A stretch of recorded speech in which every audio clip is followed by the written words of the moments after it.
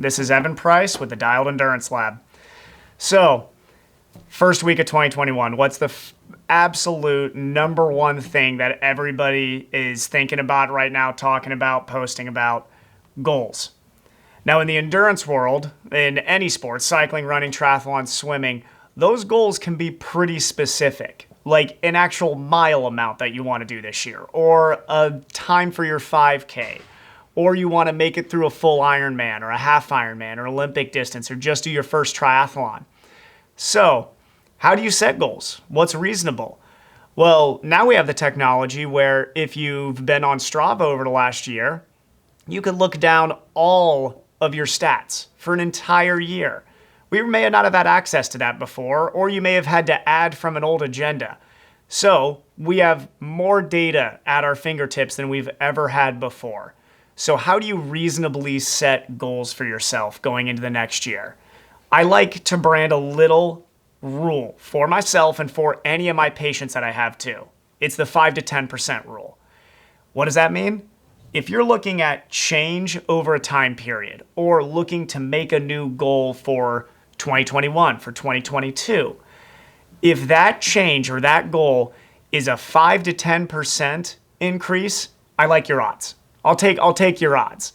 If you did 5,000 miles biking this last year and you want to add 5 to 10% onto that, I think you can do that and probably be pretty safe.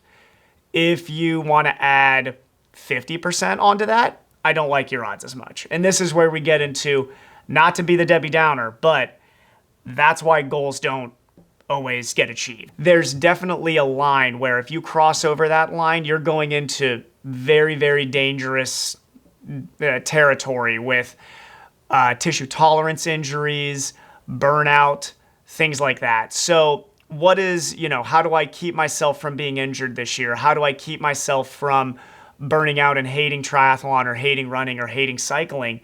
It's those little changes so that your body has the time to adapt, to get stronger.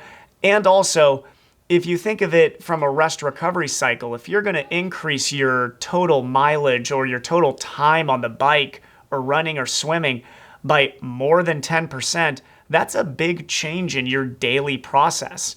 If you're used to 1 hour of biking a day, and now all of a sudden you want to shove in that extra 20, 30 minutes onto that every day for the entire year on average, your odds are going to be low that you're going to be able to bump things around in life comfortably and your rest recovery to make that happen.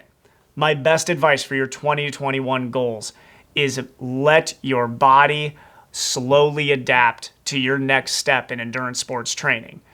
That is the sweet spot of 5 to 10%. Now, is 5 or 10% any different? It really depends on the person and also how you did it, if you were able to rest and recover a little bit more the next year.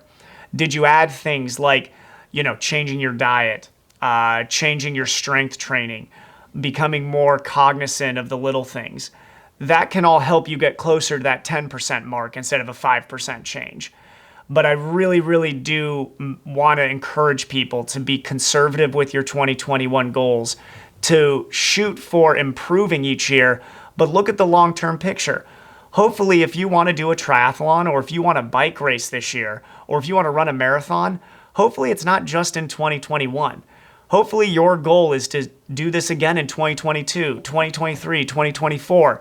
And if that is your goal, then that 5% change becomes, by 2024, 2025, a big change from this year. My best advice this year is to be conservative, be smart, and if you run into any issues, make sure you come and see me and we can talk through your recovery cycle, how to add in strength training, how to make sure that you are making yourself as resilient as possible in 2021. This is Evan Price checking out from the Dialed Endurance Lab. Hope to see you guys soon.